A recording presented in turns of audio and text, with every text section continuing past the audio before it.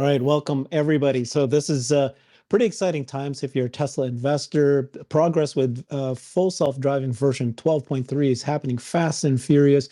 We're now seeing 12.3.1 being released widely, and some big news. So first, Elon announced that all US cars that are capable of FSD should be enabled for 1 month free trial this week. It should happen soon. We'll find out how that's even possible. Secondly, he then made it mandatory that in North America, at least, that any new customers should be, before they're handed over the delivery of the car, they should be given a kind of a guided test drive of version 12.3.1. And then we're now hearing from Teslascope that 12.3.2, again, these releases are just coming out so fast and furious here. They're now out to employees. And then I think we heard this just now, a few minutes ago, that the 2024 branch is also now being released. So every car, even though new factory builds, should be able to accommodate FSD. Canada is supposed to receive 12.3.1 and 2 as well. And then there's news from Teslascope that actual smart summon is under final review, and first customers should maybe start having access to that by the second half of April. So all of these changes are pretty tectonic, not only in the features of the full self-driving, but the business model, the confidence that Tesla has. So let's, we've got Miss, Jillian here, we got Jeff, invited a few other folks here to talk about this as well. So welcome, folks. Jeff, do you want to kick us off? What's your thoughts? How big of a deal is this, the 10%, that everybody should have 1 month free trial? Yeah, no, I think it's Tesla has come to the realization that they both have a product superiority and an awareness problem at the same time. Because there's, FSD 12.3 isn't perfect. I hope no one's claiming that, it's the end, but it looks like it's a path to get us to an end point where, with supervised driving, you can do it with minimal to no intervention eventually. And I think, it looked like V11 and 10 and 9, it looks like we were kind of like reaching local maximums, and, Tesla wasn't really ready to step up and make that claim, because everybody's like, why don't you advertise? Your cars are great. They do all these wonderful things. Well, it looks like they're at a place right now, and they've made an internal realization, both because they obviously see the 12.3 data when they test it, but they're also seeing it now that it's gone out, to a few thousand people. But what they're seeing is, 12.4 and 12.5 and they're kind of their rate of improvement that they can do internally. So what they want to do is get ahead of that and say, okay, we have an awareness problem, and we have a good problem, which is we have a really great product. So how do we let people know about it? So that's why they want to, and it's arguable. I know I see the feedback from people of, oh, this is going to, cause delays in the delivery process, and let them work through it. I mean, none of us, maybe there's people on here that work at Tesla, but let them work through it and figure out what they're going to do. Constructive feedback is totally fine too. But it sounds like, Herbert, at a high level, they want to solve the awareness problem. And the good problem is I think we're reaching, and when I say product superiority, I'm not saying like this is a robo-taxi today on, March, whatever today's date is, 26th or 7th, or I'm not saying we have a robo-taxi today. It looks like we have something, though, that has the unit economics, the cost structure, and it looks like it has a path to getting to that level of performance where I can't think of any other supplier of these systems that have both the COG structure, the cost structure, and a path to superior performance. And the third thing is the scale, the ability to actually scale it globally. I haven't seen anybody that can support all three legs of that stool. So I think that's where the excitement's coming in. I don't hear people talking about it in that context. I just hear people talking about like, hey, the drives are better and they're good. But if you step back and look at this from a Tesla business perspective, at some point there's going to really soon, as the product actually works better, I personally find myself on 12.3 using it more than 90% of the time now in my drives, whereas on V11 I was using it maybe 30 to 50% or less. So I'm assuming that at some point the adoption curve will follow that. And then where Tesla's going to have to look at is, do they have the cost structure, the offerings, the upfront costs or the subscription, or could they do a per mile thing? Do they have the approach that could also scale from a sell-in perspective? So those are some of the thoughts that come to my mind, and open for feedback and dialogue on that. Thanks, Jeff. So, Jillian, you have been testing version 12.3 quite heavily. You've been going live on X, and you've also been pretty straightforward. You will share good things, but also bad things. Do you think it's too soon? This seems to be come out of much earlier than most of us thought that they would allow 1 month free trial this fast. What's your thoughts on that, Jillian? Hi, Herbert. Hi, Jeff. Hi, everybody. Well, if you watch my drives, you notice that it has improved tremendously over V11. It is amazing. It's not perfect, but it is amazing. I'm on 12.3.1 now, and I drove this morning for 57 minutes in Los Angeles traffic with only 3. So I had 2, let's see, I had 1 disengagement that was, I felt like it was necessary, but it was from a road closure. Then I had a mapping issue where I had to disengage from, because of it was a no turn on a certain street between 7 and 11 a.m. So I don't really think that was an FSD. I think it was more of a mapping issue. And then what was the other one? I had something else that was really minor. Nothing. Oh, I accelerated. I had to accelerate at one point. So that's a huge difference. Before, with V11, I would have to take over quite a few times on my morning drives. If anyone saw my morning drives with V11, I would have to take over quite frequently. My concern with releasing this more widely, I want to make sure that people are aware that you have to pay attention at all times. You watch my videos, even though I'm rambling away, explaining to everyone what's happening, or sometimes just chatting with my friend, I'm always paying attention. And my concern is that people might let their guard down, and then it might not be such a good experience, or publicity-wise be something that we want to happen. So I think that we need to make sure that anyone using FSD, it doesn't matter how they get it, we need to make sure that they understand that they have to pay attention at all times. All times. Do not ever let your guard down, because it will do things that we're not expecting. And even if it is perfect one day, I still believe that we will still have to supervise it for a while longer. So that's my concern. We need to make sure that we're not only just putting this software in everybody's cars going, oh yeah, it's wonderful. We need to make sure that everyone is aware that you have to pay attention at all times. Yeah, okay, but Jillian, right? I mean, version 11 was available to 400,000 beta test users already. Version 12.3 is much better. But the difference now is that they're letting anybody just get a 1 month free trial, like not even the beta testers, who you would assume are people who are very interested in it, knows this thing. Is that too soon to roll it up past the 400,000? Wouldn't you have waited till the 400,000 at least were using it for a while before you release it to everybody, or does it matter? I don't think it matters. I think the more people we have that are experiencing it, the better. But again, I think it has to do with education, letting them know that, yeah, 12.3 is better. This software is great. We're putting on everybody's cars, but we can't let them go to the point where they think that it's completely autonomous, because we all know that it's not. But we can't give the impression that it's autonomous. You can just hop in your Tesla and click a button and it's going to drive you, and you don't really have to pay attention. Now, we have the safety features as far as the camera watching us and the wheel and yoke nag, but we can't give that impression to people that it is 100% safe, and we cannot let our guards down. That really concerns me. So I think it has to do with education. Okay, I'm going to ask all of you guys to answer this question. We'll start with you, Larry. What is the impact of 1 month free trial to FSD uptake? What's your guess of how many people will take it up, and how will this grow the margins or anything in the future? Is it a nothing burger, or is it a big deal? Well, I don't know if it's a big deal, but it is a big deal. So, Herbert, I've spoken often in the past about why I think the pricing is a little bit high. Not a little bit, it's quite high. And I would have approached the pricing somewhat differently.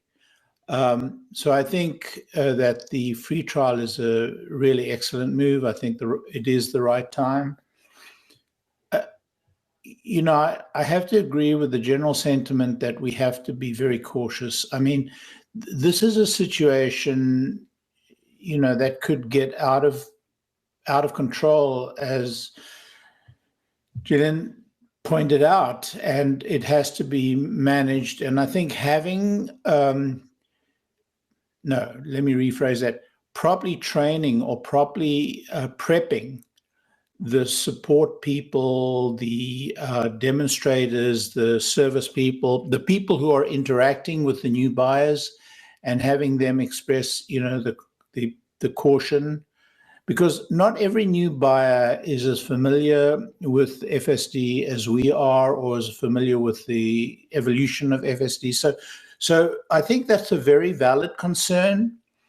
But at the same time, I think this is really a moment where the adoption of this product is timely. Now, one thing I will say is that if we look at the history of FSD over the last 3 years or 4 years, I guess now, I think we can say that there has been due diligence in terms of prepping people.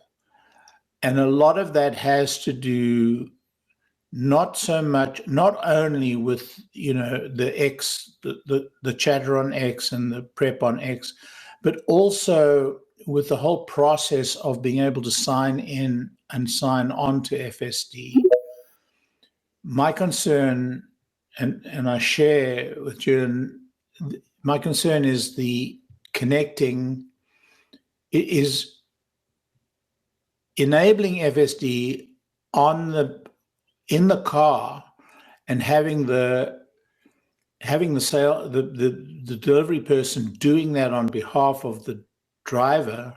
The driver doesn't have to go through that whole catechism that FSD give you. So having said all that, I think right now the inhibiting factor on this trial version is the pricing. I think the pricing of $200 per month is relatively high. I think the pricing of the absolute pricing of FSD, if you buy it, is very high. I think because it isn't transferable to the buyer, but is transferable with a car. I think that's a strategic error. I would make it transferable with the buyer, with the individual. I would license the individual to own an FSD license and attach it to the car. And so in general, I have concerns and criticisms, but on the other hand, I think this is the moment. I think the product is ready in terms of its usefulness. I know I find it incredibly useful. Listen, I find, you know, I got my Cybertruck last week. By the way, it's a fantastic vehicle, by the way. Incredible vehicle. The more I drive it, the more I love it. I think everybody should get a Cybertruck. It is a fantastic vehicle. But having said all that, it only has, you know, like a lane holding support. I mean, nothing more. It is like a, you know, like a very dumbed down version, and it doesn't have, you know, it can't follow a navigation. It hasn't got navigate on Autopilot, but nonetheless, it's incredibly useful, and it would be good enough for me to do my long road trips, which I love doing, and I'm just aching to do in the Cybertruck. So, in fact, I wanted to cancel my 3-month overseas trip because I've got the Cybertruck. But having said that, I find FSD incredibly useful, far beyond this Autopilot in the Cybertruck. So I think that there's going to be a very, very high uptake, not as high as it could be, and not as general as it could be if the pricing was somewhat adapted. But I think it's going to be high. I think it's going to be I think it's going to raise the adoption by double, maybe triple. and that's going to be quite impactful over time on revenue, on profits. I don't know if I answered your question. Exactly. That's what I was hoping for. Thank you, Larry. Appreciate you. You got the Cybertruck. You got early FSD beta access. You can lend me the Cybertruck while you're away. So Omar, we're talking about the 1 month FSD beta free trial. It's great that you seem to be getting a lot of breaking news by your questions. So keep asking Elon questions. He answers you. So we're asking the question at this point: was this released too soon? Kind of widely like this? And two, how big of a deal is this? What do you think is going to happen to take rates? Well, it might be a little bit too soon, but they're going to have a set of updates in the next couple months that I think is really going to show people the pace of improvement. So having people get 12.3, get the auto park, get the smart summon, and then get 12.4, which, if you believe some of the Autopilot team's tweets, is going to be a big improvement over 12.3. Maybe they'll sort of start to get the idea. So I think it's as good of a time as any. The company, frankly, needs people to start using FSD because their earnings are declining. So people are having a hard time figuring out how you make the earnings grow from the auto business this year. If FSD is growing, then at least you have a story to tell Wall Street that makes sense. So is that pushing them maybe to release it before it's ready? Hopefully not, but I think the reaction you've seen is pretty universally positive. There have been a few issues, a few curved rims, a few mistakes still, safety critical interventions, but overall it's looking pretty good, and I think it's going to continue to improve. So they'll send out the free trial. I'm certain that the vast majority of people are going to like it and want it because it's cool.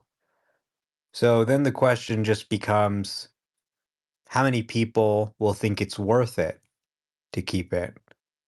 And so some tweaking of the business model may be needed. There's been a lot of discussion about what the best way to do that is. But the good news is they have a lot of flexibility in the pricing because all of their costs are fixed. You spend money on training, engineers, whatever, billions of dollars, but the actual cost to turn it on every car is very little. So once you cover your cost, it's all just profit essentially, mostly. So that gives them a lot of flexibility to adopt pretty much any pricing scheme you can think of. Personally, I'd like to see them just keep it for all cars. So any car can use it and you just get billed based on how much you use it, just like with supercharging. That way people who don't use it very much can still just use it for one drive a week, one road trip every year, whatever they want to use it for. And then when they start using it a lot, they can maybe actually save money by buying the subscription or purchasing it. Yeah, fantastic. Thank you, Omar. And then Jillian, back to you then. So is this a big deal? How much the uptake? And then you had a tweet recently, a post saying that you think Cybertruck is going to get the FSD soon. You might have been joking, right? I was joking.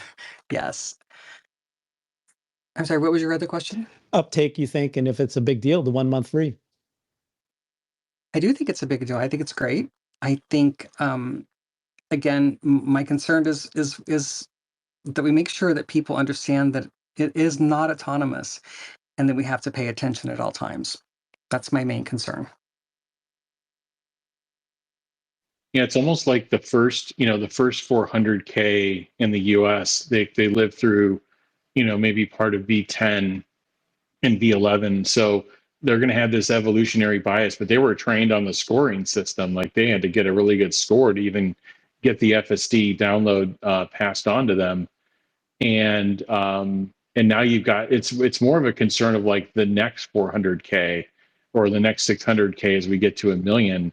And are those people going to be properly, trained? Like as Jillian said, like this isn't an autonomous system. You do have to cover the wheel and the brake. Yeah, I know it says it, by the way, when like you're signing up for FSD beta. I don't know, maybe they need this voice of God that comes over all 22 speakers in the beginning of the drive that's just like, cover the, cover the wheel, cover the brake now. Uh, something along those lines that you really calibrate people. Maybe it's a short, like 10-second video that plays as soon as while the cameras are calibrating, you're pulling out or something. I don't know. But they're gonna, need to do that. I think it's going to take uptake. I think uptake's going to double, at least more than double. I mean, like I said, my own personal experience was I was using FSD 30 to 50% of the time on my drives on B11, and now I'm using it more than 90%. I don't want to drive anymore. I do want to go places, and I want to just get in the car and let it drive me. And I want to, I'm really trying. I'm interested in like how it reacts in certain situations. So yeah, to me, what's intriguing as kind of a tech person is that it feels like the car is thinking. I was in a parking lot today, and it was a car with its hazards on, and it approached it and navigated. It thought for a minute, and then for a second, and then just navigated around it safely. And just those kind of things are super intriguing to me. So yeah, I think I agree with Omar. Like it's cool. I think people, when they experience it, they're gonna want more of it, and they're probably gonna need more pricing options. So like, could you pay for it per mile or per drive or something like that? Something where you can break the cost structure down. Because right now it's basically 10 Netflix subscriptions, to get FSD, and the people have to value like how much do they drive, and is that valuable to them? It's valuable to me, but when you're doing product, and you're an expert in this, Herbert, this whole concept of willingness to pay and design to value. And what is the willingness to pay for this at various levels of performance? Well, what I think Tesla should do at this point right now is they have a great product. It's much better than the product that was out there already priced at 12K. So now get an assessment of what the uptake is at the current pricing, but then quickly be ready with either different pricing models or actual different pricing on the current models, and just be ready for that. But I think they're going to get a lot of data from this free trial. So that's what I want to ask next. Is so Omar, you position this as, it's a great business model. They should roll this out. They need the margins. But some are saying that this is a perfect timing because they've no longer compute constraint on FSD. They need more data. And the shadow what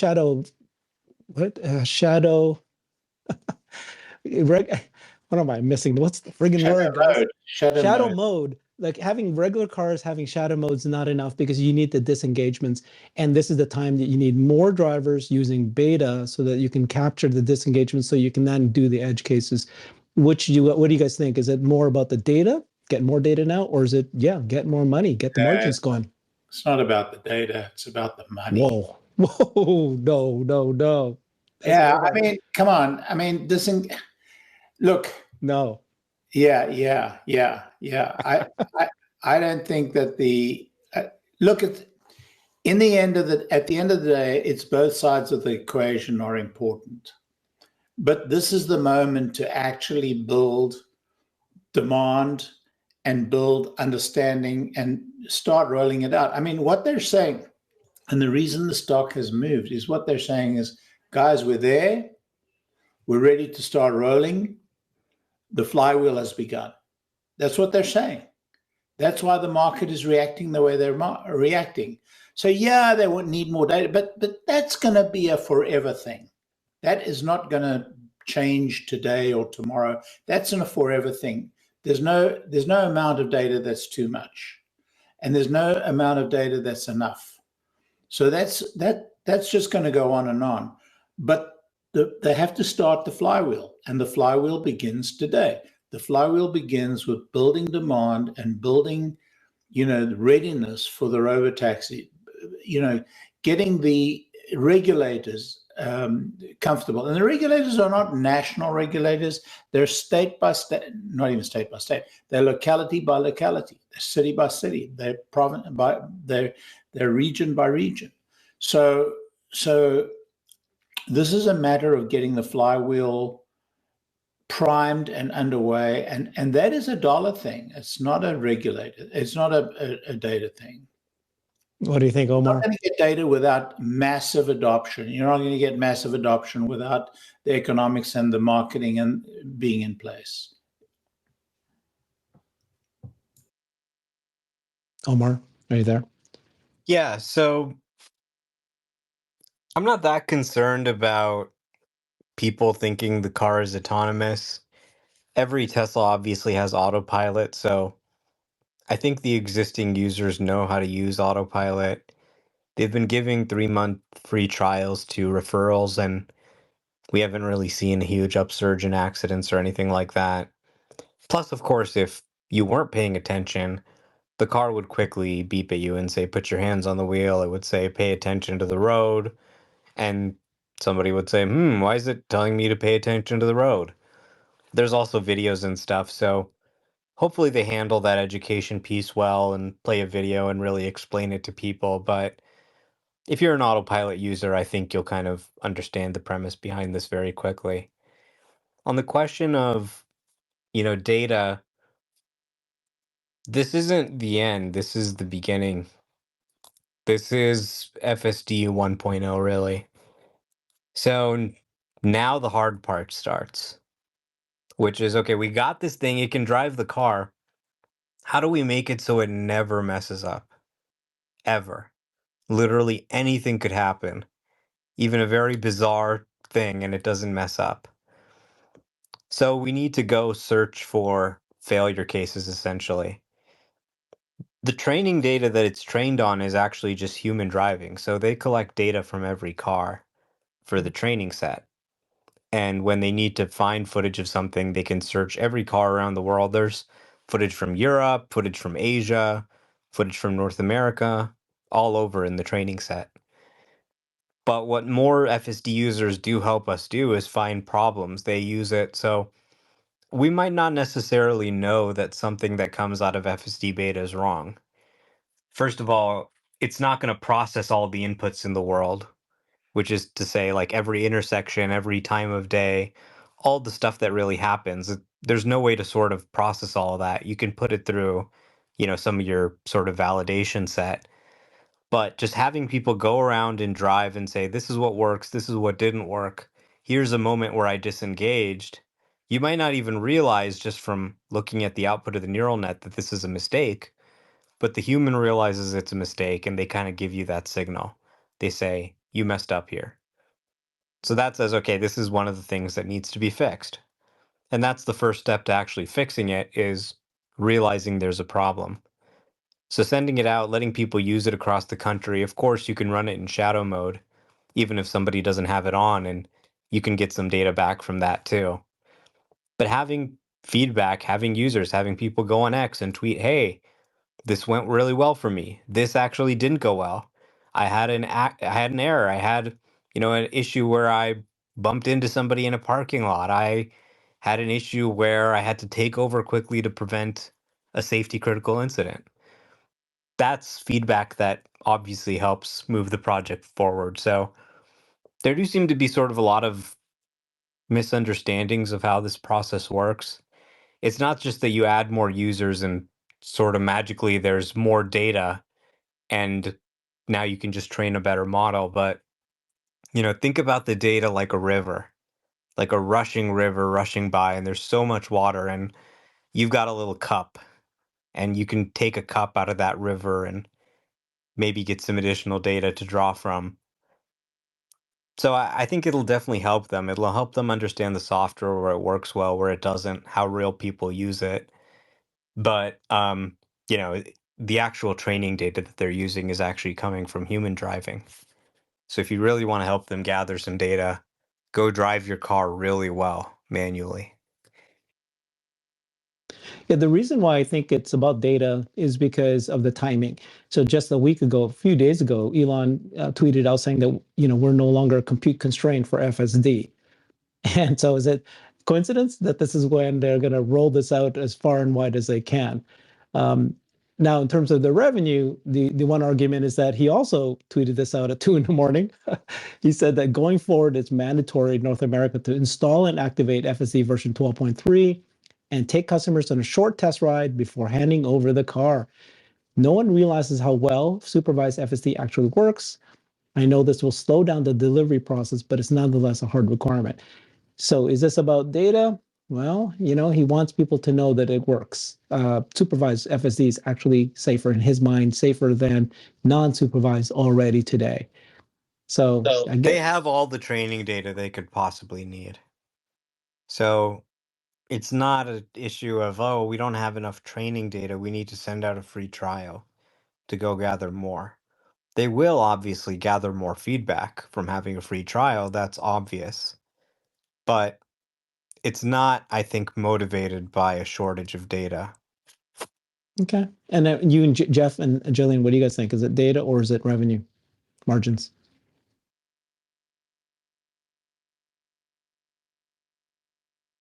Sorry, it's coming off mute. It's hard to say. You never.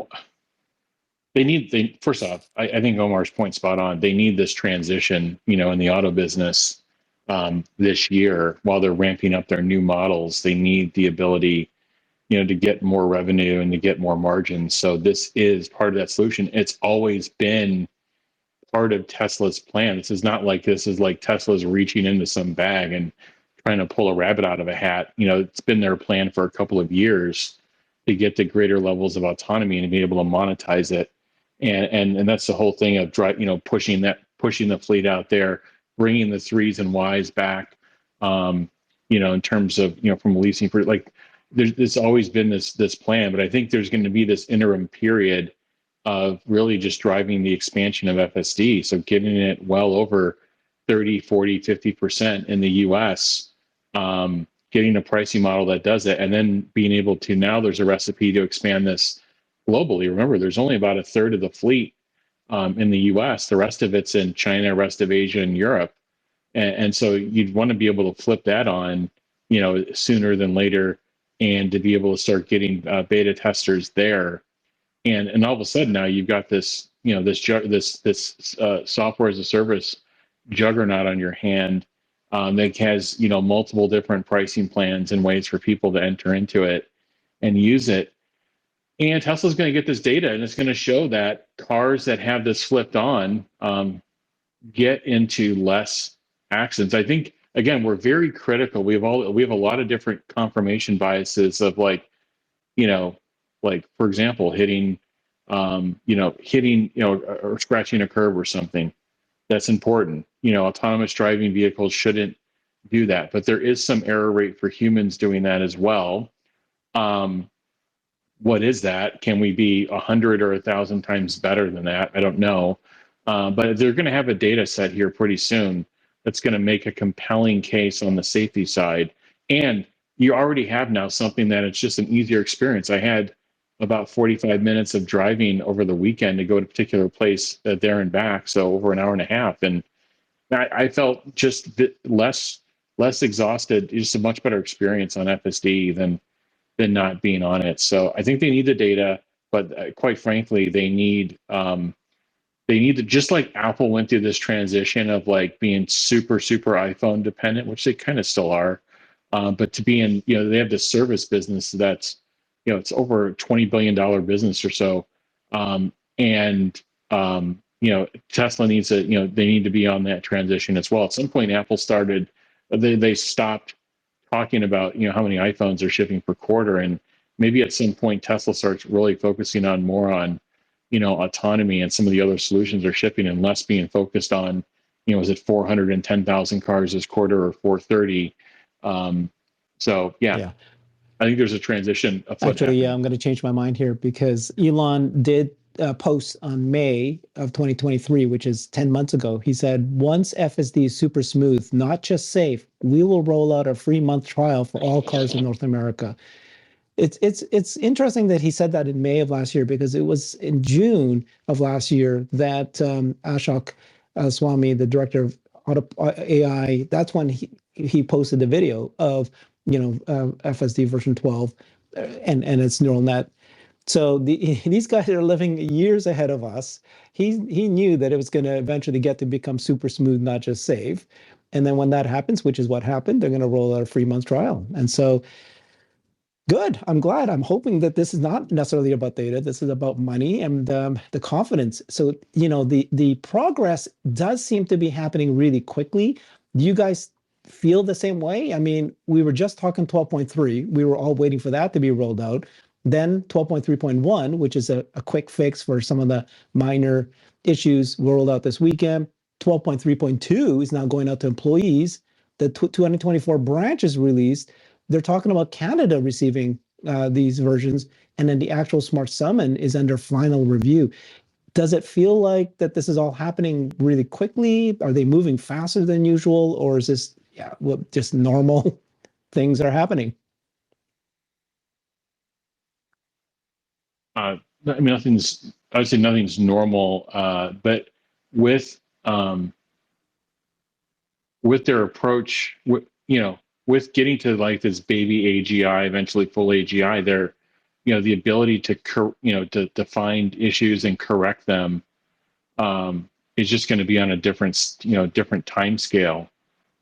So I think you're going to find these kind of non-linear patches of like massive improvement, as based on their approach. So that's why, when people talk about like how long has it taken Tesla to get here, and they say they promise it here, but it's it's late or whatever. Like, show me the other system that's running like this at this cost structure. Like, they're inventing something that has never been done before in autonomy, or with auto or autonomy in general.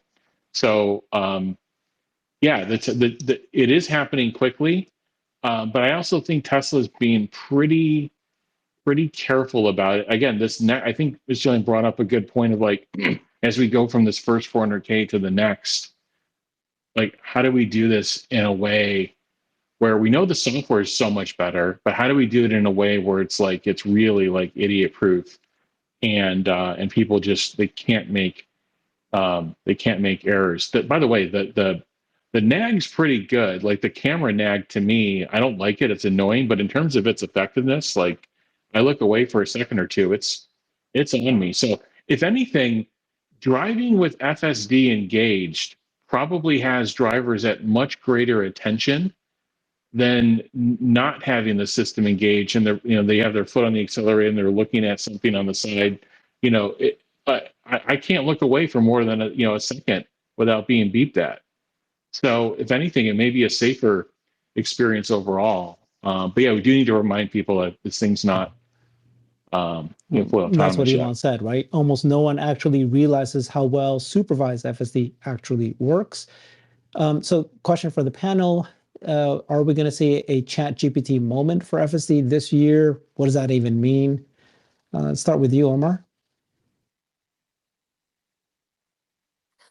Yeah, I think this free trial is a chat GPT moment in some ways. I mean, you've seen the reaction to 12 here on X. Seems to be overwhelmingly positive. People have never seen a single update fix so many issues. And now basically everybody in North America is going to get to try it. So we're talking about over 1 million cars that'll be offered this free trial. I mean, we're going to have a level of FSD usage that we've never seen before. It's uncharted territory in a lot of ways. And frankly, there's a big risk that it could go wrong. So, should be interesting. But just like ChatGPT, of course, ChatGPT, we're talking about 100 million users because anyone with a computer could have access to it. This is a little bit smaller in scale. We're talking about 2 million Teslas. But it is similar in some ways, just like ChatGPT helped people realize how powerful these AI models actually are today. I think this is going to be a moment where a lot of people, even people who've tried older versions of FSD, are going to be surprised at just how well their car can drive with 12. And then I've been saying that actual smart summon and banish, what he calls when you send the car to find a parking spot, that could go viral, more likely to go viral. People will take videos of it, even though the car is going slowly, but it's going to, find its own parking lot. That could be something that viral. What do you think, Larry? ChatGPT moment this year? Yeah, I think we're seeing it happen in real time. I think the moment is evolving. I'm really interested to see the response and the growth of the number of people using the tool now and where it gets to. But, I can't imagine any Tesla driver who isn't really interested in this trial and is going to experience the trial. And, from my personal experience, we're going to see 25, 30%, maybe 40% take up. That's a big number. That's a really big number. And if you actually model that, I think it's going to have real financial impact in the relatively short and medium term. So I think we're at that moment now. The press has been very, very tough on this product, very, very tough on this product. It has to do, I think, with Elon's personality and Elon's, tweeting and so on. It has to do with,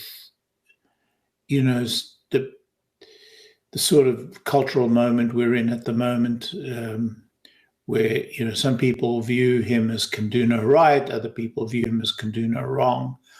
But the reality that we face is that this is a singularly useful product and valuable product. And I think that is the moment that is the factor that will drive the moment. So I think we're at that moment now.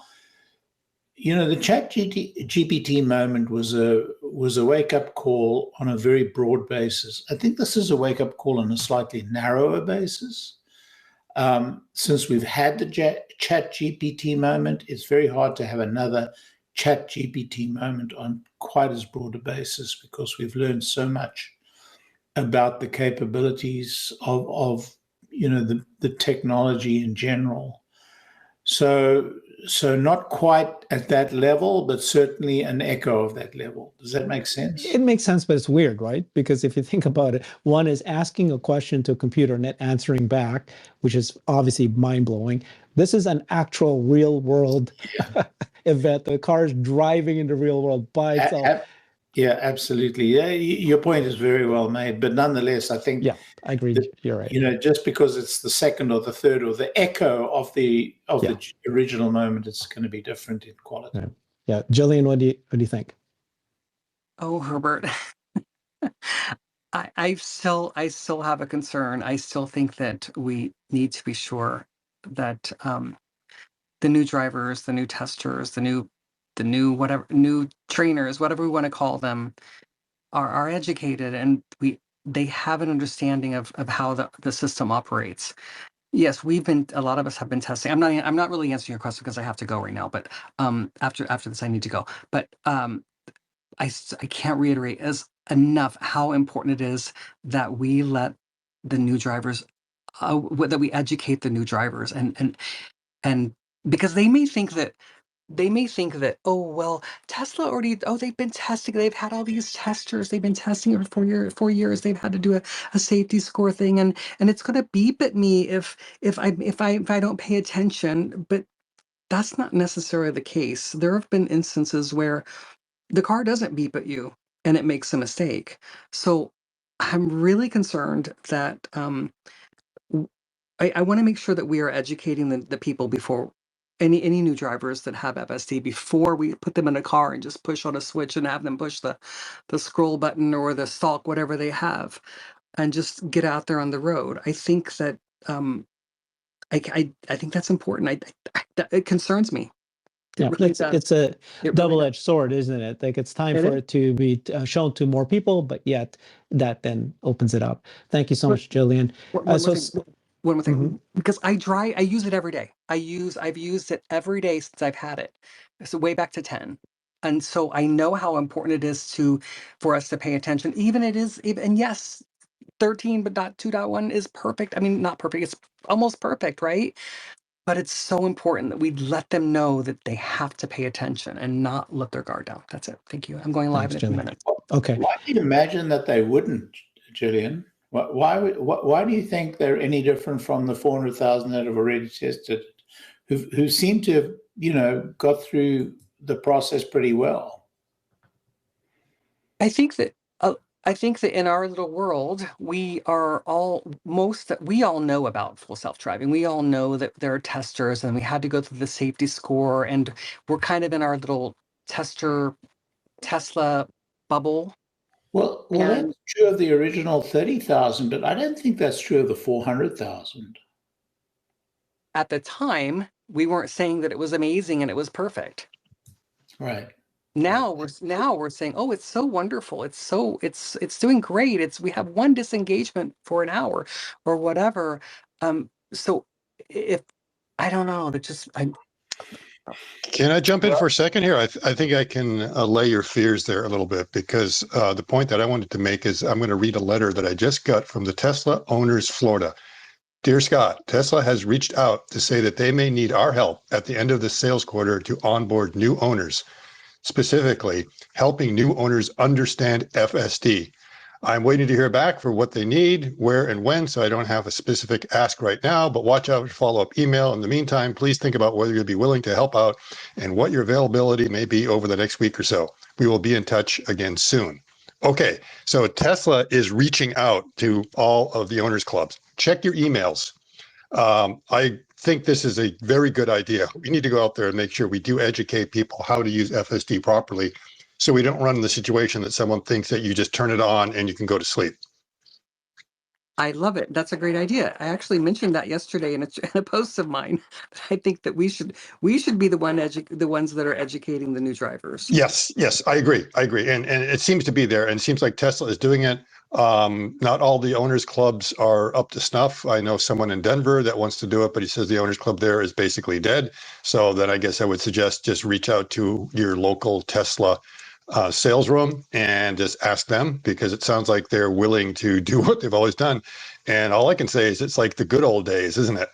And the quarter rush, asking the Tesla owners to help out. So it sounds like fun. I'm willing to do it. Yeah, I mean, last quarter we were called out at the club, and actually I picked up my Cybertruck last, I guess it was Friday, and there was a fair queue, and I asked the guy, do you want us to come out? He said, we're at the cusp, we'll see, but I think this will put them over over the top, and they'll need us. So yeah, I think absolutely that's the way to go. But that's always been the way with Tesla, right?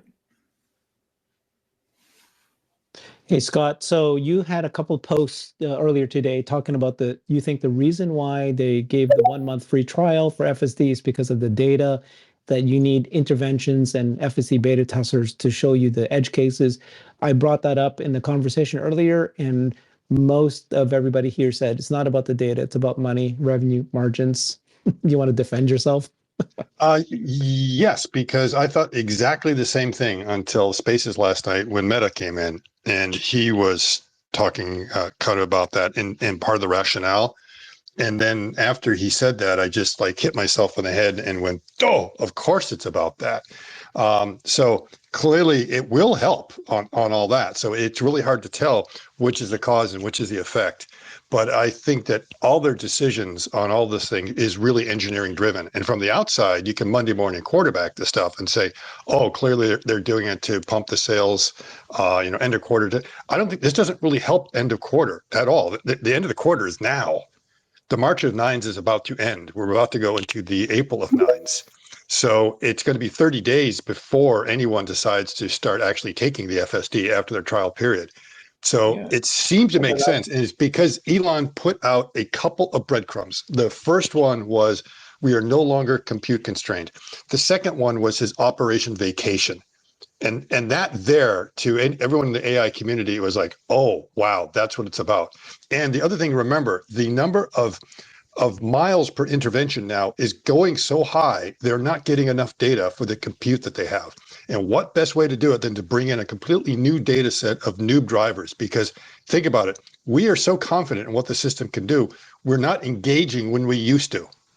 So they're not getting those engagements. And maybe they want to see what the comfort level is for new people coming in and start driving it. So it is really hard to say which is, Is it about money? Is it about subscriptions?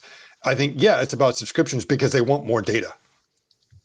And the thing is, I pretty much, after listening to Meta, he's the one that kind of flipped me on that to realize that, oh, that's what it's about. But I really believed at first it was like all about increasing the take rate.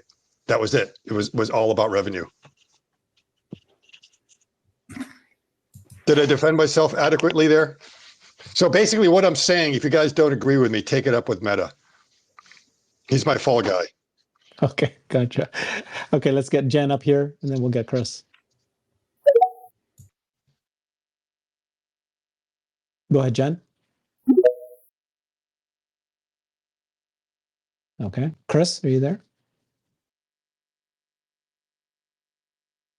Okay, digital habitats. Oh, and one other thing is Yaman asked both Meta of my take on that. And of course, Meta said yes. And he also asked the machine, and the machine agreed with me.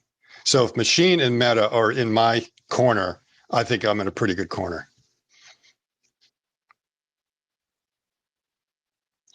And when I say the machine, I don't mean CERN Basher. I mean, yeah, M is for machine. M for machine. Chris and digital habitat. What's going on, guys? Jen, are you available? No? Yeah, I can hear you. I don't know what's going on. Go ahead, Chris, digital habitat. Okay.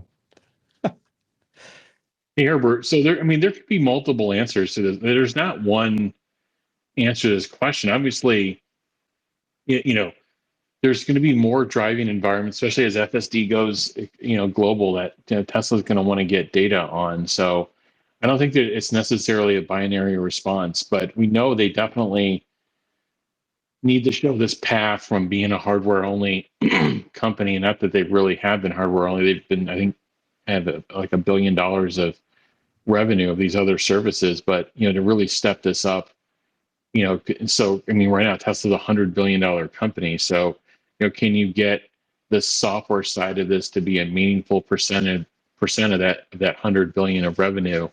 That will take, that puts Tesla on a different kind of PE slope. They're already kind of being given this leeway of being able to trade at 55, 65 times earnings or more. And but they need this connection of like, all right, yeah, this is actually scaling more. The better they improve the product offering with FSD 12.3, and a bunch more people are buying it and they're keeping it. And now that they've improved it, they can expand it globally. So I think it's going to be a critical part of how they have the conversation on earnings in April. Okay, Chris or Jen back. There you go, Chris. Go for it. Hey, the idea you guys were talking about before to talk to the various car clubs. Here's maybe a suggestion on how to make this go viral and use the skills that we have. And that is to start tying together all of these different FSD videos that all of the groups are producing, and then use those as educational materials for new people, and use this as an opportunity for each of the clubs to show off what they're doing, that kind of thing, and get local involvement. Any thoughts? Well, it sounds to me like Tesla is the one that's actually reaching out to the clubs.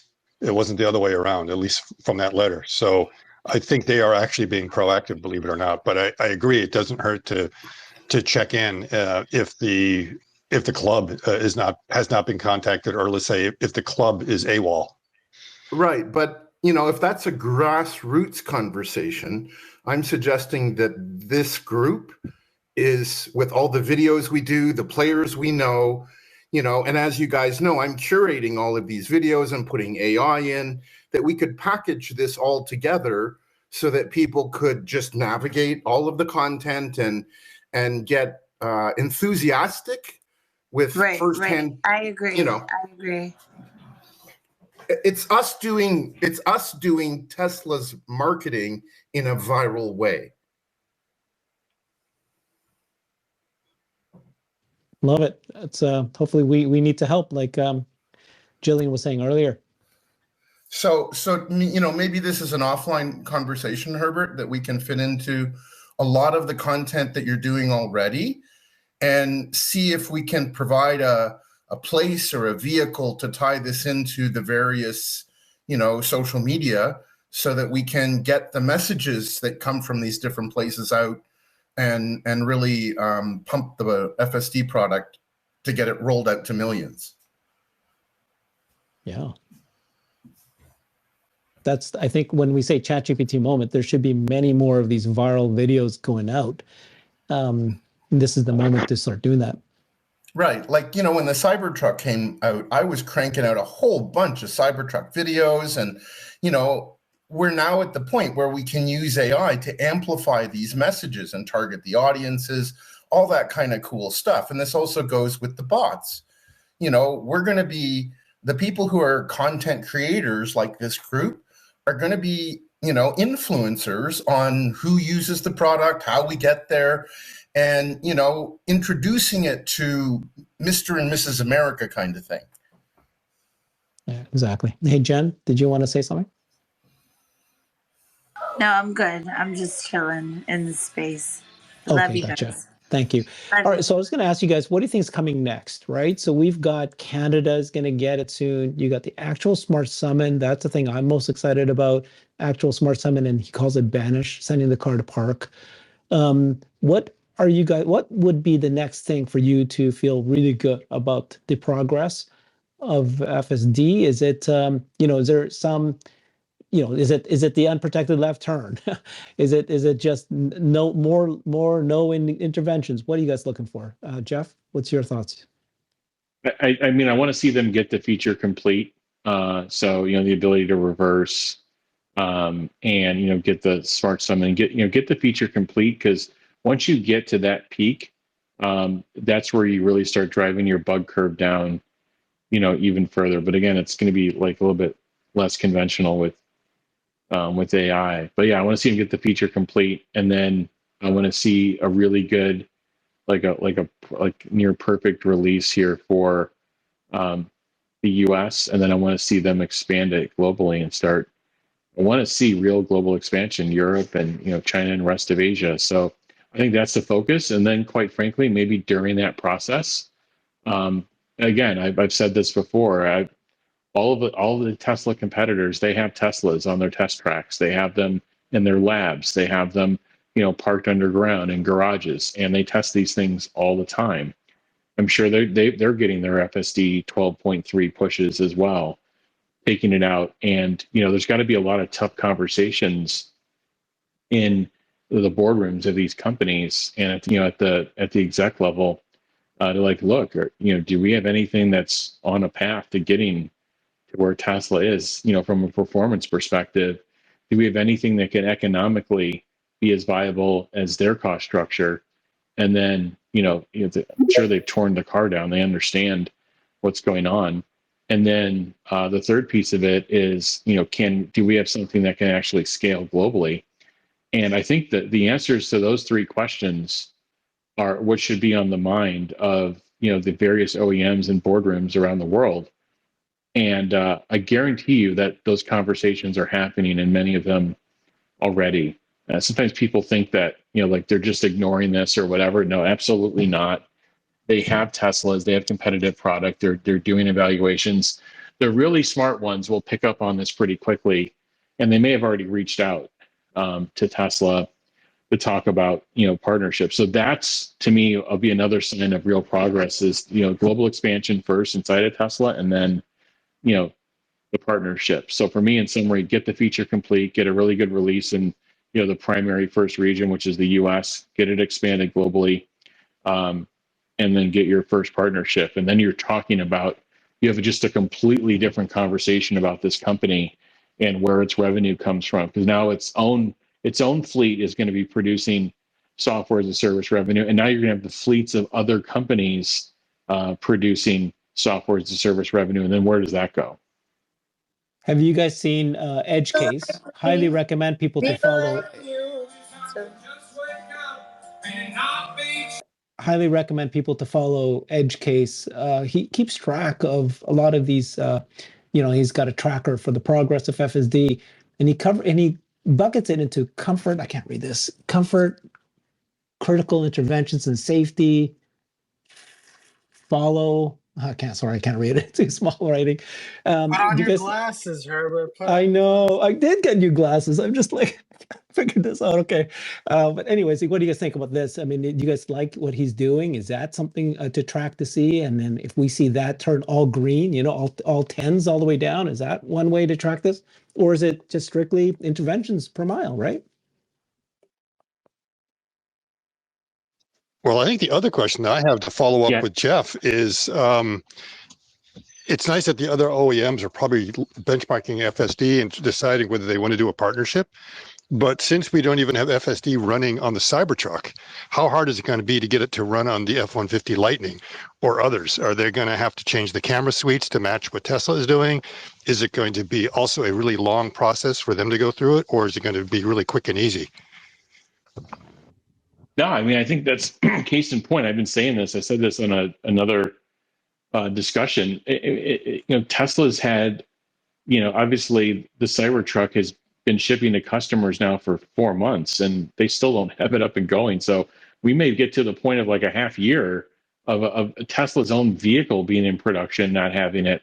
So that's just, to me, the onus should be on these competitors to get the process started, because it may take a couple of years for them to integrate the hardware, the timing, get everything right, and then for them to work with Tesla engineering on getting it up and going. So yeah, so for Tesla, I mean, it's not running on the Model 3, right? And it's not the new Model 3. It's not running on Cybertruck. So yeah, those priorities obviously have to be like, Tesla's got to get a release where it's up and going. But it's it's happening in time. I guess they just got the 2024 branch. So if you bought a 2024 vehicle that shipped out of the factory with that branch, you didn't have 12.3 either. So so yeah, they're working through it. It sounds like they're working through their integration plan. So yeah, they got to move quickly if they want to get it into their vehicles. I love it. That I should be the love it. message. Another Jeff Lutz making lemonade out of lemons kind of answer there. So rather than it's something that's going to hurt Tesla, it's going to actually expedite these things. And they might be getting earlier revenue just because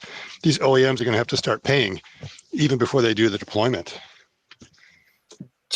Yeah, they will be paying in the form of something called non-recurring engineering. So as soon as they do the partnership, a clock will start where there's engineering work between them and Tesla, and that should be many tens of millions of dollars going from them to Tesla, and then also purchasing a license for FSD as well. So there are multiple streams for Tesla to start getting revenue in these partnerships: non-recurring engineering, license, and then the sale of the hardware, and then the ongoing subscription sales and licenses of their software on every new vehicle. So yeah, it's a money tree. Jeff, is the delay in Cybertruck regarding camera placement and that being different from the existing fleet? I mean, you have a number of things going on in Cybertruck. You've got the 48 volt. So we don't know. I mean, the short answer is we don't know the answer. But what we know is that anytime there's a new vehicle, there's new integration time for FSD. And the point is like, this is inside of Tesla's four walls, and they release these things without FSD being ready. So, Tesla partners, other OEMs, really need to get the ball rolling, if they want to partner. By the way, if you just step back and think about this for a minute, what do they have to lose? Like, get the agreement going with Tesla. You can work on your own solution in parallel if you want. Nobody's going to stop you from doing that. But if you want to get to 2027 and you want to have the opportunity to have something, then you may want to cast this line now, because you may get to 20. Look what happened with EV. They got to 2023, 2024, all these promises from years before, and they have nothing. Now, has it materially impacted them? It's hard to say. Right now, they're all trading at a discount. They're all trading at a 6 to 10 PE. So maybe it has materially impacted them, because Tesla is trading at a 50 or 60 PE. So I think it has impacted them. So are they going to want to repeat the same mistake again?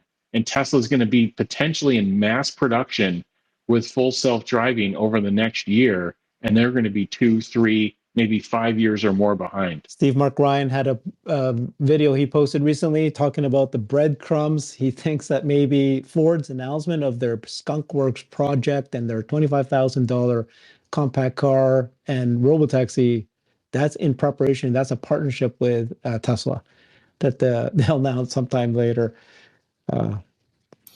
Herbert, can I go back to your earlier questions about FSD use cases? Okay, go ahead. So, you know, if we're looking for how do we get the maximum enthusiasm in this, one of the posts that I'd put out recently showed, and I think I tagged Hans on it, which is look at this crash avoidance. So if we look at FSD and already Autopilot and being able to capture examples of that for safety and be able to use those to basically spread, you know, all kinds of messages about how safe they are and how you would have been dead. Those are the existential kinds of things that I think will move product. And then, you know, there's another example that I was looking at that was kind of like Rebellionaire's thing, which is, you know, when will FSD grow cross country? Who's going to write about that story? Right? He sort of started that by, I think, mostly a north-south, but that's another example. And then a third hypothetical that I just personally would love to see one day is I'd love to see FSD on Daytona racetracks and EVs doing, you know, plaid going full out as a capabilities demonstration to show, you know, the response time and the proof of concept.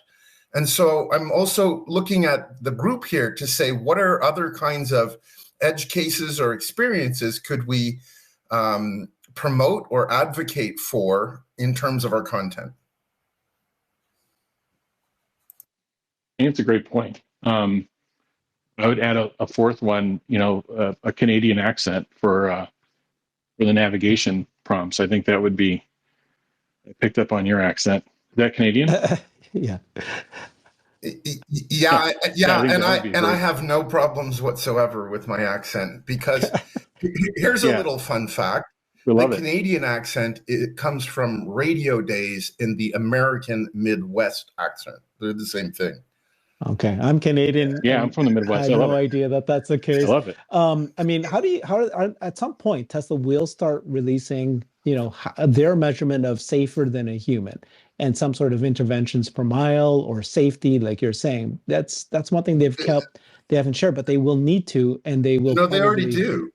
They already do on Autopilot. They stopped doing it. Yeah, they were doing those interventions on Autopilot. It was like what, 7-8x.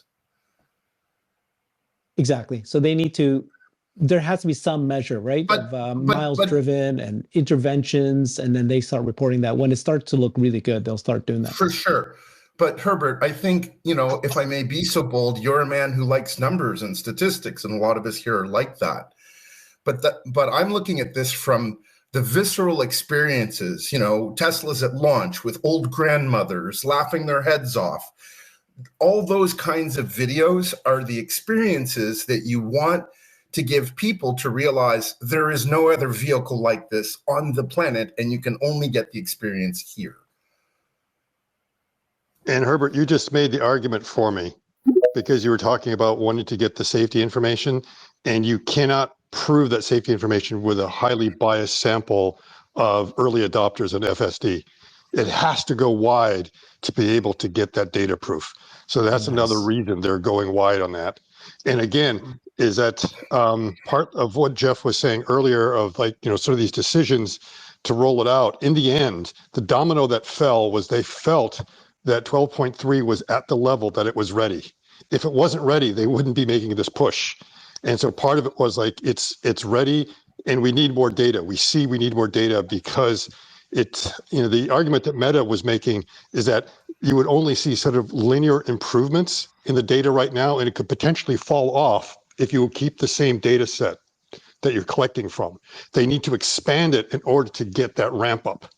So that's the other thing is if you want to close that circle much quicker, you need to have a much broader net out there.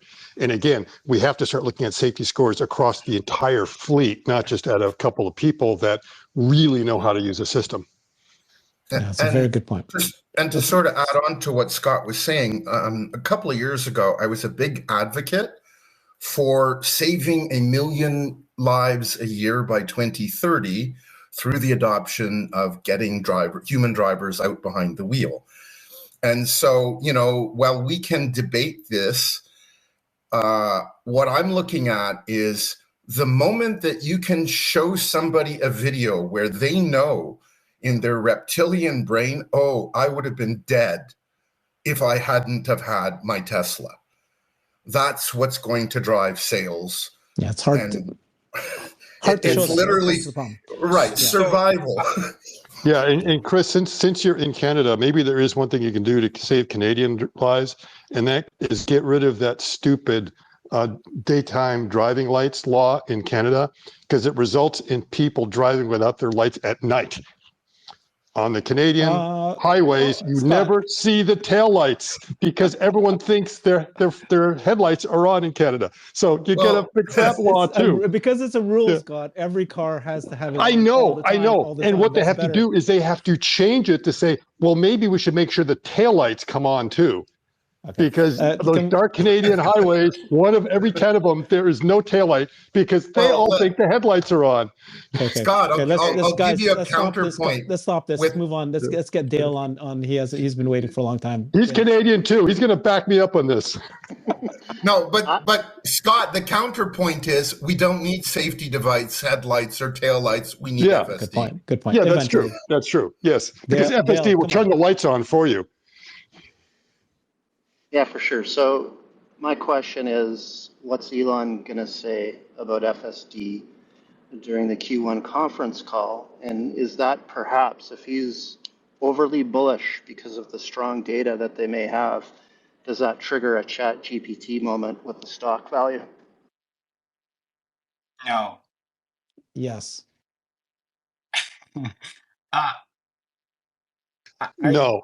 No. I don't think that this really has anything to do with this stock price value, chat GPT that people keep saying. I think this has everything to do with data. I think the point that Scott was making is really what it's about, is you have this expansion happening. Is, you know, Elon's stating that they're no longer compute constrained. And they need to expand the data. But I wanted to go back to real quick to the question I was asking Jeff, because I'm still not clear. Is them expanding FSD and asking, you know, for rolling this out, is it, and not having FSD on Cybertruck? You know, Jeff, you were making a point that you know, these other companies can license the software, but there's not enough Cybertruck units on the road versus, let's say there's a ton of F-150 Lightnings at that time. Would that educational period be much faster compared to, you know, Cybertruck, if it is indeed camera placement? And then I wanted to you to sharpen the point for me regarding, you said that the new Model 3 that doesn't have FSD. I'm not aware of this. Can you sharpen that for me, please? Yeah. Well, just my understanding, it's not enabled. Someone can correct me. I think it's got more than the Cybertruck, but it doesn't have full FSD release. But someone can correct me if I'm wrong. No, I mean, getting back to it, it's just like, I think Herbert asked, what are Tesla's priorities? I actually don't think Cybertruck, you know, if you look at it from a pure units and revenue perspective, there's only like 2,000 Cybertrucks on the road, 2,000 or 3,000 Cybertrucks on the road. There's 4 million Teslas not in North America driving around in, you know, rest of world. That should be their priority, to get, you know, first off, FSD stabilized in the primary country, which is the US. So they have something called the stable line, is sometimes used in software, and then take that stable line and say, all right, we're going to, regionalize it, make sure we have our own local servers, everything set up to manage training FSD, which I'm sure they've been doing in the background for China and rest of world. Because there's 4 million Teslas. That's going to be the next chunk of major revenue and margins for Tesla, is to get the other 4 million Teslas, at least give them the opportunity to participate at whatever uptake rate they're going to have. If it's 30, 40, 50%, there could be a couple million cars. So that's the path. That's the quickest path to Tesla making the most amount of money with FSD, is getting the other regions turned on. Cybertruck, that the reason why it's not on is they're, quite frankly, it's behind in priority with just there's only a couple thousand of them out there, but they do need to get it up. From a brand perspective, Tesla should not be shipping without FSD. I mean, it's to me, this is going to become ubiquitous with the Tesla brand. And I've toyed with this, but I honestly think these cars should be rebranded. I know we do .ai and everything, but this is where it's real. Like, this is real AI, and maybe these cars should, at some point when they're on FSD, they can even be rebranded.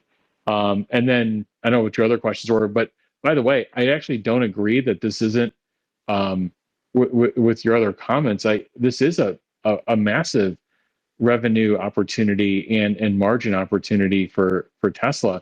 And what happens with their own fleet, FSD expansion, what happens with the licensing conversation is that's where the market makers, the institutions, that's when they start getting their spreadsheets out. Because I guarantee you right now, there isn't anything in their DCFs when they're looking at earnings from a multi-year perspective that says external revenue from full self-driving. I guarantee you that's not modeled. So when they have to add a new element to their model, and it's software as a service, I mean, that's where the thing could take off. But I mean, right now we're I speculating. agree with that part. That's not what I'm saying. FSD is why I'm invested. I'm saying that Tesla currently, like the marketing push, you think that this is actually marketing the software so that they increase adoption, the take rate, not that they get data to educate or train faster? Yes, I think it's not an either or. They want more data. They want to train. Got it. But I think that the impetus behind Elon's note is not that I know we think the exact same way. What I've been saying for months, I would say the awareness of, first off, go back and just have the quick mental thought of how many people. There's 350 million people in this country, whatever. What percent of people have ever even been in an EV? What percent of those people have ever been in a Tesla? You're talking, sub, 1%. Now, okay, what percent have ever seen full self-driving? Now you're talking sub tenths of a percent. So now, how do you take that sub tenths of a percent, which which is basically a couple 100,000 people that have seen this, and how do you get that? How do you do a 10x on that? And how do you get it to where they bring their friends and their neighbors and so forth? And how do you get that conversation going? Tesla couldn't do this before because it didn't work well. But now they have something, and inside of Tesla, they're looking at 12.4, they're looking at 12.5, they're looking at their rate of improvement, and they're like, this thing's going to get really good really quick. So we got to start this conversation now. I'm sure Elon did not want to disrupt the final week of deliveries, but I don't think that was actually part of the equation. What he looked at is, he said, I've got an awareness problem. I have this great product that nobody knows about. Okay, so going back to what Dale was asking, the reason why I said yes is because, okay, first of all, I do agree that Elon will make a lot of statements in these earnings calls. It doesn't go anywhere. He continues to do that. But the thing that needs to happen to Tesla is a complete change in terms of how investors view Tesla as not just a car company, but actually a robotics AI company. So he's been saying these words regularly, every time he can. But this is real facts now, right? He can start dropping actual data and facts that these are, 5.5 million cars in the world. They're all robots. We got 400,000 cars that are actually being driven by real world AI. This is, nothing else out there where this is an actual, he's been saying these words, but at some point, the investor community will start seeing this as a robotics AI company. When that happens, that changes the stock price. It's not going to be because of the week after they heard him say something. I will point out, and I've been saying this a few times, in the very first Q1 of last year, 3 analysts, investment analysts, started asking questions about energy, and then the next quarter they were asking about FSD, and then this quarter they're going to be asked. Last quarter they were asking about bots. So it takes time, but eventually investors start to hear and continue to hear what Elon's saying and Tesla's saying, and then they prove it, and then they start to jump on that wagon. So eventually, Tesla will be seen as a robotics AI company, and the way to do that is showing off FSD and talking about it and showing not only words but actually data to back that up. Jeff, can I ask a question about your licensing conversation? Yeah. So, I mean, on the one hand, there was, I think somebody had mentioned about a possible white label with Ford on the next gen vehicle. But the way that I'm looking at this is, one, it's going to have to be an EV that they partner with, like a Lightning. This stuff isn't going to work so well on ICE for compute reasons. But that, how many other products? Yeah, well, it'll work on ICE in theory, but it's a side issue. The point is that I'm trying to make is, isn't it easier for Tesla to just crank out a bunch more vehicles that they can get to market? And, they already have, let's say, a 2-year lead. You were talking about that earlier. And, they can offer a licensing deal to Ford and the others as a lifeline, but it's probably going to be for their marketing more than Tesla's opportunity to get vehicles on the road. And, I guess that's the point of the next gen vehicle. If we're cranking out 5, 6, 7 million a year, then who cares about legacy license? It's going to be a fraction of new sales. Yeah, no, I hear that point. And that's why I think, the fact that they've got the power consumption, for the computer below 100 watts, I think they've got, I don't think, by the way, the others don't have this. So I actually think they have something that's fit for EV, but also could be fit for ICE. But I do think they want to work with EV. And I think your point's valid. Is Ford going to be at scale in a couple of years? Well, the idea is, well, at least the current thinking is they're going to be able, if Model Y is a 2020, 2021, launched release product. If that's a product that can be the #1 product globally, you would think from 2020 to 2027 or 2028, you would think one of these other legacy companies could come up with a vehicle that can run at $1 million or $2 million a year run rate. I get the point. I don't think it's an either or thing. I think Tesla is going to have the ability to deploy this on all their vehicles, and they're going to have the opportunity. They're going to have a team. What companies do is once they have something like this, they actually build up an internal engineering effort to work with partners to license it out, and they make it, they make a development kit. They make it they work on the process. It's not going to be this ragtag approach of just trying to get something shipping. They'll have a full-on process for how to deal with partners. And I think the thing that Elon and the Tesla team are working at is, if cars with FSD are 10 times safer than humans, then you're improving humanity dramatically by getting every car out there possible with this life-saving solution. So I think that's the way they're kind of looking at it. But I do agree they should be working on the vehicle that's in the highest volume, quite frankly, and making sure that it's running perfectly on that and kind of work in order. And by the way, with the licensing program, you'll have purview to that. Like, these companies will come and they'll pitch to Tesla. Tesla's not going to just work with anybody. They're going to work with somebody that's serious about getting this into production the right way, and then somebody that's serious about getting the volume scale. So playing devil's advocate, if I can, just for a second, Bill Gates used to say, every time you don't make a sale, you lose twice. One, because you don't get the sale, and the second is it goes to a competitor. So I'm basically advocating that Tesla, as a market leader and having a unique product, will just say, listen, it goes in my cars first. Maybe one day I'll be nice to you, but I expect your entire business model is going to be gone in 2 to 3 years, for the obvious reasons we discuss. And so to your point about expanding this to the general marketplace, I'd suggest, if it is doable on ICE, that we go after market for FSD. What does that mean, aftermarket for FSD? That's like completely antithesis to Tesla's mission statement. No, what I mean is, if you're looking at FSD as a driving technology to save lives and you want to get it out to the most people, the product that you offer to the marketplace isn't a vehicle integrated with FSD at manufacture, but an aftermarket FSD kit that people can retrofit. Yeah, that's but it's not going to be a kit. It's going to be at the manufacturer level because you need cameras and you need a computer to drive that. So and Understood. Understood. Right? But similar to how there's already EV, in-wheel vehicles and retro kits, and there's a marketplace is all I'm saying.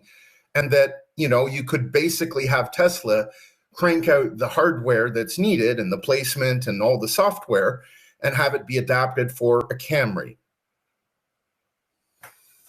Yeah, I think that. Yeah, that's what they're going to work. They're going to work on a development kit. I don't know if I don't know the term aftermarket, but it's going to be part of their. It's going to be part of the receiving OEM's original development program. But Tesla's going to work on a development kit, so it's not 100 Tesla engineers working on their car. It's going to be covered in a development kit form. That's what Qualcomm releases when they have a new chip and they're working with a new partner. They have development kits on their chips. They don't send 100 engineers to Apple and 100 engineers to Google to work on it. They send out development kits and they have FAEs. So they'll figure this out. I think it's going to be a good thing for Tesla, and I think it's going to be it's a sum of the parts conversation for their business. So you can't just look at their revenue lines and just look at it top to bottom. You have to look at more of the sum of the parts. So Supercharger is turning into that now, where there's going to be all these other sources of revenue. Now, if FSD can do that, there's going to be some big numbers behind that. And then again, you won't have the it's only an automaker conversation anymore, which I think you'll get to some point here soon with FSD. But once it's licensed out, I think you're not going to have this it's only an automaker conversation anymore. Okay. All right. Oh, sorry, Xander, Thanks, did you want to say something first? Yeah, I was just going to ask you guys a quick question. I know we want to wrap up. I don't know if you covered it in the beginning of the space. My apologies. I was conducting interviews, but what did you guys make of the stock price movement today? With is it related to FSD? Are we all talking FSD because that's what's happening, or what was your take on the price and how it sold off? And Well, the whole market sold off. My answer to this question. Anybody that professes to know the daily movements of stock, unless a building or person at that company exploded in the flames, I think is like, I don't know, I think they're just guessing. So I could give you a couple of guesses, but it seems the stock seems very resilient in the face of like never-ending stream of like really poor earnings news. Like every single market maker, every single investment bank is downgrading the stock and massively slashing their price point, and yet it's still trading in a decent trading range. So I don't know what's happening. Anybody that professes to say they know what's happening, I think is kind of like full of shit. So what I would say is you got to watch the fundamentals. You have to watch the technicals and see what happens. But I'm not one to kind of predict what happened today, what's going to happen tomorrow. It's going to be interesting though to see what Tesla. It's going to be more about what they print in terms of earnings and what they say in terms of forward guidance, and where is the revenue going to come in for this business? Is it autos? Is it energy? Or is it now this big FSD component that they can speak to? Yeah, I just want to be prepared emotionally for the P&D numbers on Tuesday, and we're not going to get to talk with the community until after it's announced. So I just found it interesting that we saw Bernstein reduce their price target from 150 to 120. You had some kind of Italy semi news, and you have obviously the Elon FSD tweets, and the stock just rocketed overnight and out the gate, and then all of the gains from today were sold off. So I'm like, I looked at it as just Wall Street action, and short-term options traders causing that move, but not the gap up overnight, because that was sustained. And but I wonder, I'm thinking that there's going to be a large sell-off, because the difference between what Wall Street is predicting for deliveries versus what we're hearing from the people in the basement, uh, that is a huge gap. What are your thoughts on what potentially could happen on next Tuesday?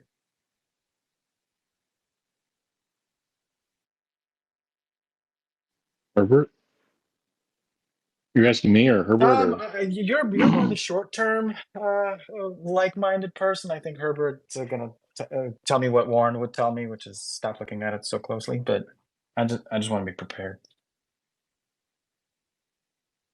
I don't know. Be prepared for volatility. Again, I always start out these statements. I don't know what it's going to do. It's really it's really hard to say. It's the people who are holding the stock, and what's their time horizon. If their time horizon's a month or two, well, then you're going to see a lot of volatility. If their time horizon's many years, then you're not going to see much movement. But we know Tesla's a heavily traded name, heavy options activity. So I think you're going to get some reaction to, you'll see, you're the options wizard. You're going to see the options chain, and you're going to see the implied volatility. We have a short week this week, right? So I mean, I think you'll be able to see it and assess it. Is there any implied volatility around Monday, and what that is, and that should give you the answer. I think the market itself, from a macro perspective, it's been running hot for a while. Who's to say it can't run more? But at some point there may be a pullback. So when do these things coincide? The problem for Tesla is it's at least for the last couple of months, it's been under pressure as the market has been moving up. So when the market takes a little bit of a breather, what does Tesla do? Who knows? So again, I go back to this. It's really hard to do short-term predictions, but there does seem to be a disconnect between expectations in this quarter. But you know what? Everybody's seeing these downgrades. They're happening every day, and the stock just continues to kind of soak it up and deal with it. So there may be a higher preponderance of holders that are kind of just like, hey, looks like FSDs, looks like there's a number of things on the horizon that could be, improving. And again, they've got new products with Model 3 refresh, which hasn't really been fully ramped, and the Cybertruck, which hasn't been fully ramped. So I think there's a number of catalysts, in there, but again, it's really hard to say, and again, it all depends on your time horizon too. So I don't know what, if your time horizon's short, there could be some volatility, but if your time horizon's long, you're not really thinking about this. We have Warren here. Warren, we've been talking about FSD. Do you think it's a big deal, the kind of changes that Elon made last few days? I think it's a hint that we're making a lot of progress. I think just listening to what you guys were talking about, I wanted to mention something that maybe a lot of people missed. If you don't follow Rohan Patel is something like, in charge of public policy for Tesla, and he's been posting more. And on March 24th, I think it was 8:18 a.m. East Coast time, he said the potential for battery storage in big growth markets is astounding, needs regionalized supply chains and fair markets to enable a clean, efficient, resilient grid. And then he quotes an article, India needs advanced battery energy storage system ecosystem to support 500 gigawatts of non-fossil energy target by 2032. I took that as a strong hint that Tesla's working on building a regional supply chain in India to start making Megapacks. India is a really, really appropriate market for Megapack. It's a tougher market for Tesla cars. But you know, the size of the country, the size, the challenging electrical grid, and the potential for Tesla to grow in that market is huge.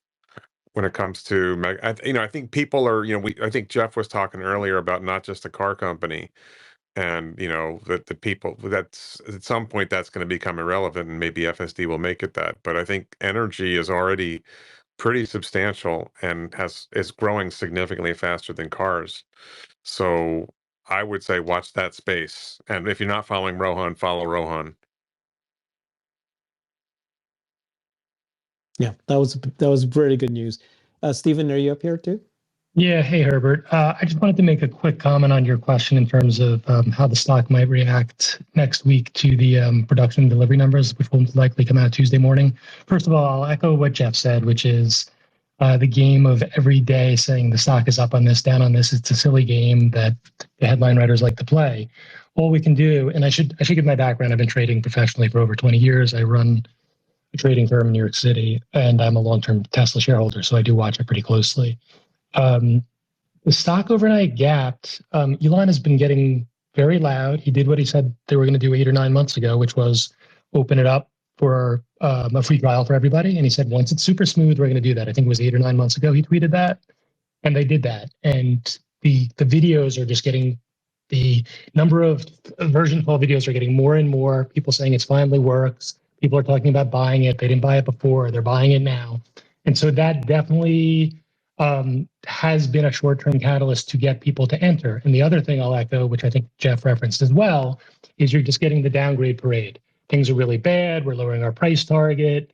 This happened. The same thing happened in Q4 of 2022, where once the stock, came down to 200, 150, everyone started to downgrade it, and that created a bottom. These are just normal patterns and cycles we see in markets over and over. Nothing has changed in the years that I've been trading.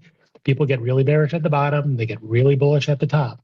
And so the way that I've been positioning over the last couple of months, as it started to sell off from 200, yes, I was bearish and bought puts and all of that, and started to cover some of them as the weakness went down to the 160s.